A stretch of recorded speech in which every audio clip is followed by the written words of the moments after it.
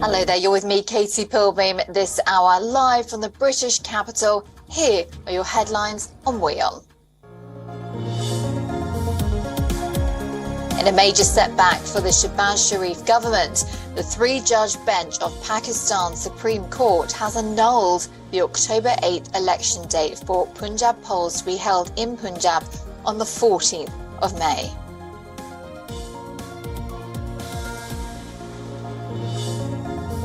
India rejects attempts by China to rename places in its eastern state of Arunachal Pradesh, saying it's an integral and inalienable part of the country.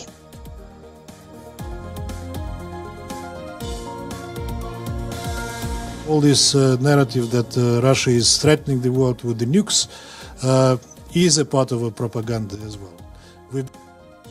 We are not threatening a nuclear war, says Russian envoy to UN after assuming presidency of the Security Council. The ambassador says the narrative that Russia is threatening the world with nukes is part of a propaganda.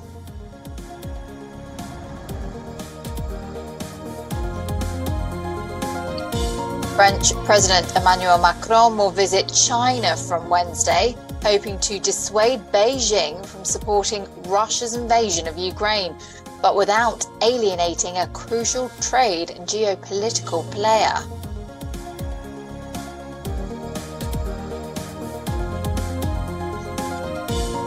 At least one person is killed and 30 injured, many seriously, after a passenger train carrying about 50 people derails in the Netherlands, this after hitting construction equipment on the track.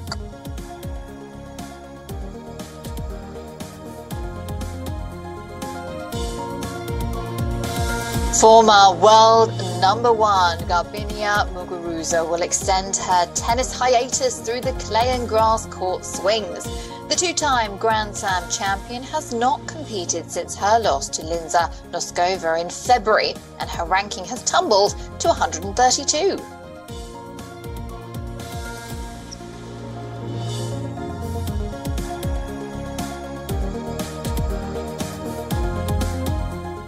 First to our top story this hour. Israeli Prime Minister Benjamin Netanyahu has delayed the sacking of Defence Minister Yoav Gallant, the reason being the escalating security situation in the country. Well, although Netanyahu publicly fired Gallant, the Israeli Prime Minister did not send the necessary authorised formal letter as tensions with Iran increased. Well, earlier, the IDF shot down an Iranian drone that entered the Israeli airspace from Syria. The development comes after Netanyahu fired Gallant for calling for a halt to the government's judicial overhaul program. Initially, the Israeli Prime Minister tried to get an apology from Gallant or win his agreement to renounce his Knesset seat in exchange for remaining on the job. But neither of the attempts were successful, so Netanyahu best sought to delay the matter. Well, both leaders appeared together at two pre-Passover events.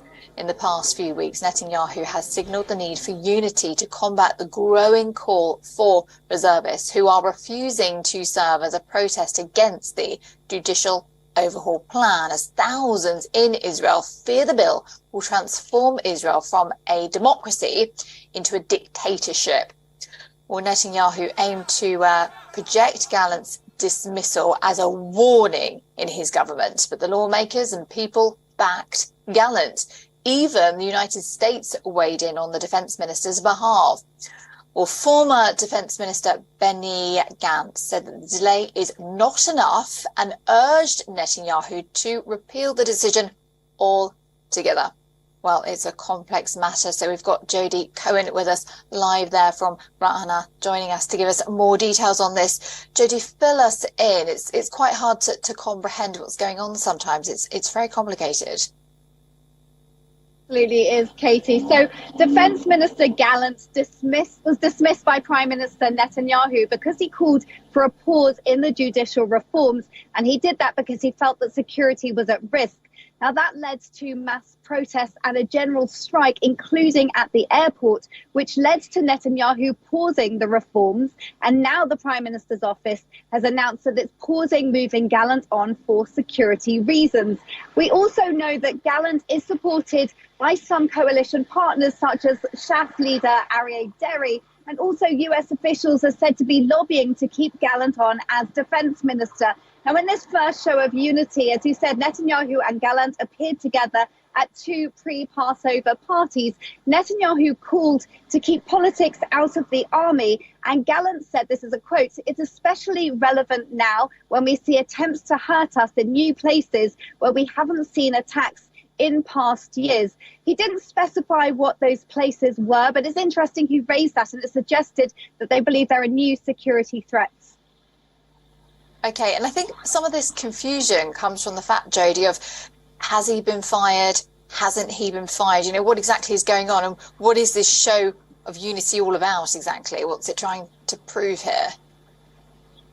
So the dismissal has been paused. As you said, no official letter has been given. And they said that's because of security risks. Now, we know that an IDF intelligence report suggested that Israel's enemies see weakness in the societal differences here, and that apparently prompted Gallant's warning to pause the judicial reforms. And the report specifically pointed to Iran. So we've seen four developments on that front. Number one, in Israel itself, Iran is thought to be behind a bomb that was recently detonated in Megiddo and behind a drone over Israeli airspace this week. And it's also, Iran is thought to be coordinating with Hamas and Palestinian Islamic Jihad.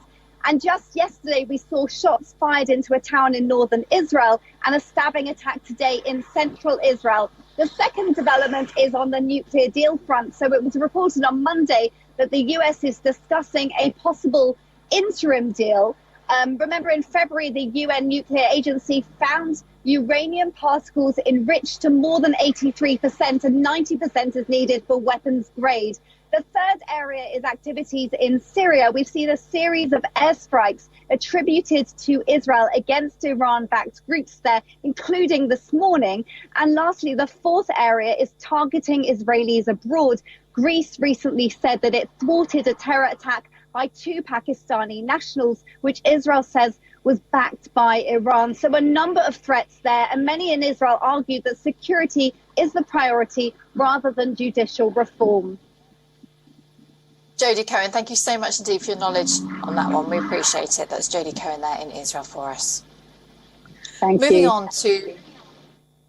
Moving on to some news here in the UK then now for you. So a long absent shot in the arm for the Prime Minister, Rishi Sunak. So sharp improvement in Sunak's popularity rating in the Conservatives. This comes after a series of recent initiatives and big political breakthroughs. So let's tell you about some of these. So according to a survey of Tory members, Sunak's net satisfaction rate has risen by 7.4%. The survey was conducted by British blogging site Conservative Home.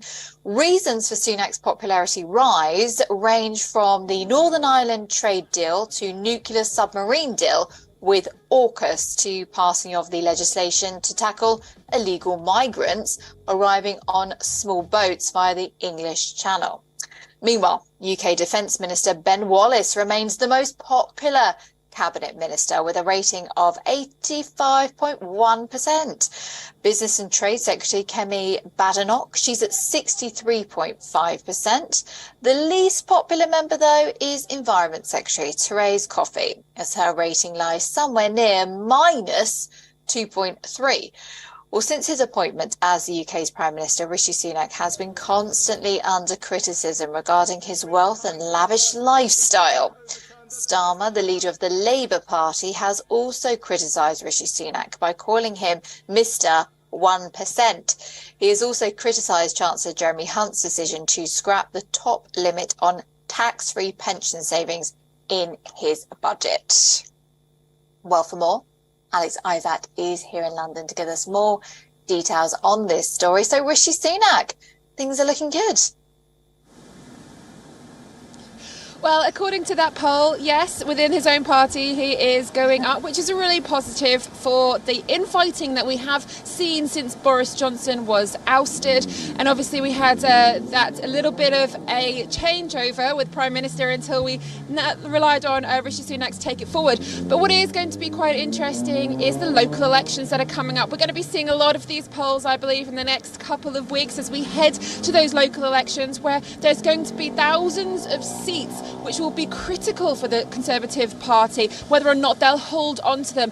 At the moment, Rishi Sunak does seem to be rising in popularity throughout all of the United Kingdom, but is his party strong enough? Now, that is the question. A lot of people that I've been speaking to, they just want it to get better, but they don't really know or understand how that's going to happen. Labour itself has talked about its own 5 promises. They've been trying to push that they may reduce council tax, although they have now said that they probably won't. So there are a lot of promises that are bandied about out there, but whether or not any of the parties can actually make any difference going forward, well, that is to be seen. And it's going to be up to the UK public to make those votes in May when those local elections happen. And that should really give an understanding of whether or not the Conservatives or the Labour, or in fact Liberal Democrats, are going to be standing out with going ahead for the next general election, which we'll see in a couple of years. But for this moment in time, at least Rishi Sunak and his promises seem to be making some kind of three-way for his own party at least.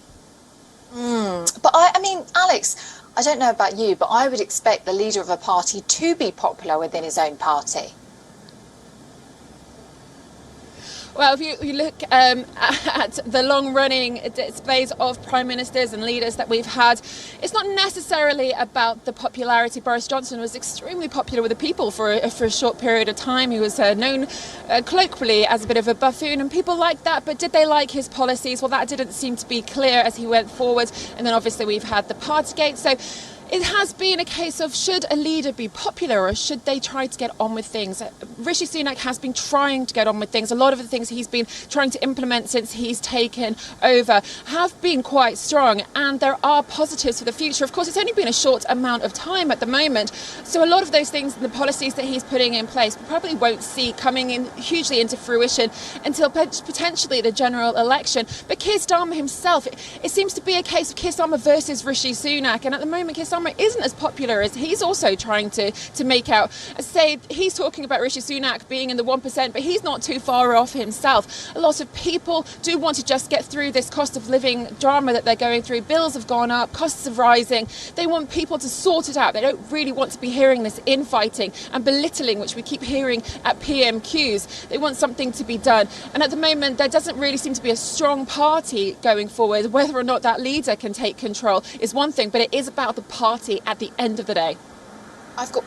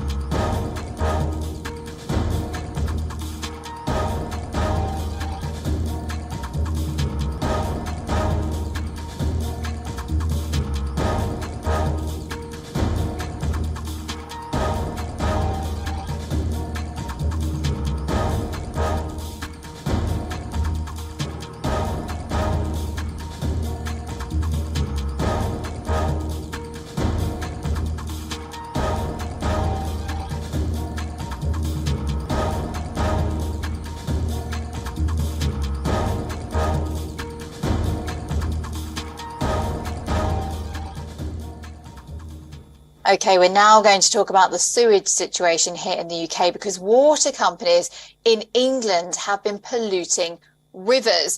This is coastlines as well, so it's a situation with rivers and coastlines by discharging sewage into them. But the UK government is set to announce new plans to punish the culprits, including slapping them with unlimited fines. Our next report tells you more. It should be a natural habitat for wildlife, but instead, it's more like a sewer. Last year, English water companies recorded over 300,000 incidents of sewage being dumped in waterways and coastal areas, making them a threat to native species of flora and fauna. Sometimes, these spills also put areas out of bounds for local residents, inviting diseases and allergic reactions. As local council elections are looming in May, the conditions of natural habitats have become a hot topic on the political agenda. Blaming the government and their incapabilities, leader of the opposition Labour Party put the blame squarely on the Conservative government.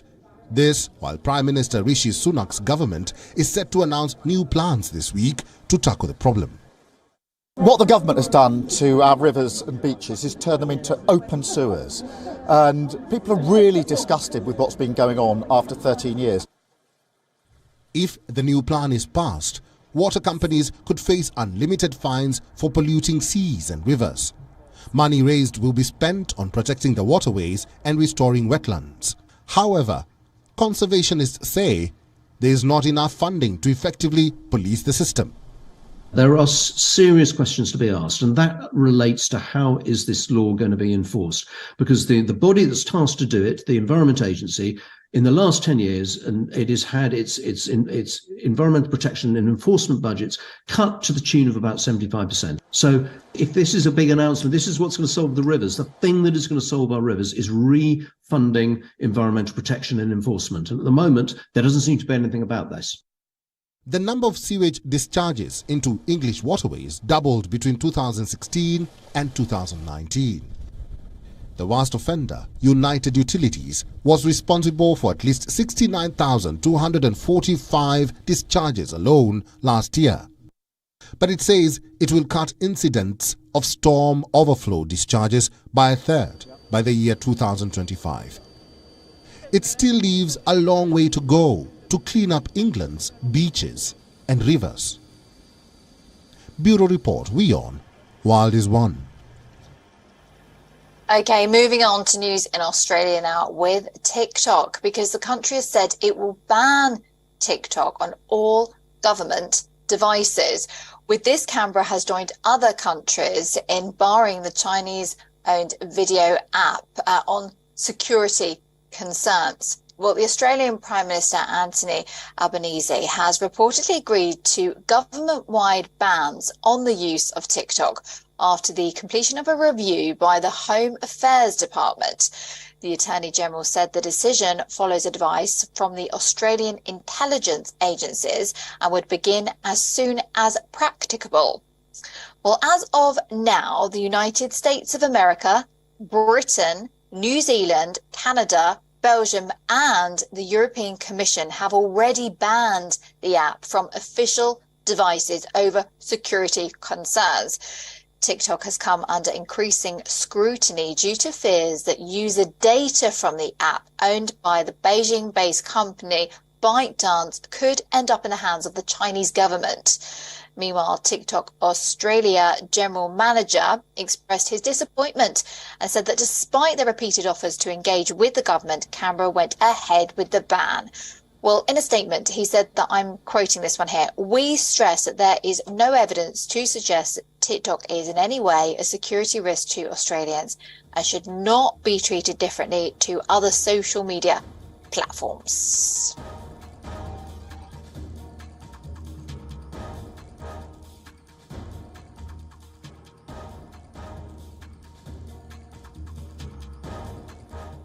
Okay, let's get some sport now. And Everton earned a 1-1 draw against managerless Tottenham Hotspur to move out of the relegation zone in the English Premier League. Well, Michael Keane scored a late equaliser as Spurs once again blew a lead in a match that saw both teams finish with 10 men. Well, Tottenham began their life without sacked manager Antonio Conte with a trip to Goodison Park in Liverpool. Well, the hosts, they came close in the opening stage with Demarai Gray curling his effort just wide. England captain Harry Kane had the best chance for the visitors. We didn't lead the game with the ball. After the red card, we had the chance to control the game better than we did. And you have to do it with the ball because you have one extra player and you have to lead the game. We have to move the ball side by side, but sometimes we went rush and we are frantic.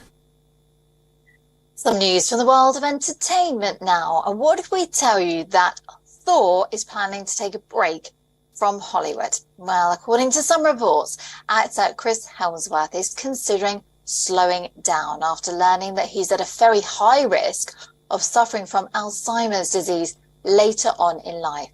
But thankfully, the 39-year-old is not retiring anytime quite soon. Hemsworth has 4 upcoming projects. He will be revisiting his popular Marvel role in an upcoming Avengers sequel and an untitled Hulk Hogan biopic as well. Well, in November 2022, Hemsworth, he discovered that he was at high risk for Alzheimer's as he was filming for his Disney Plus docuseries Limitless. The actor made the revelation after undergoing a series of genetic tests. The results showed that he has the strongest risk factor gene for developing the disease. But what is Alzheimer's disease then? Well, it's a brain disorder that slowly destroys memory and thinking skills and eventually the ability to carry out the simplest of tasks. Well, the symptoms of Alzheimer's disease, they progress slowly over several years. Some of its early symptoms include forgetting about recent conversations or events, misplacing items, forgetting the names of places, objects, and having trouble thinking of the right word, for instance, as well as finding it harder to make decisions.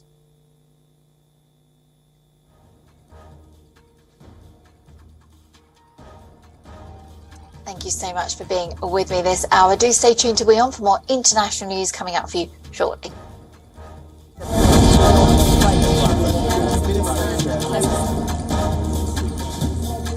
are many other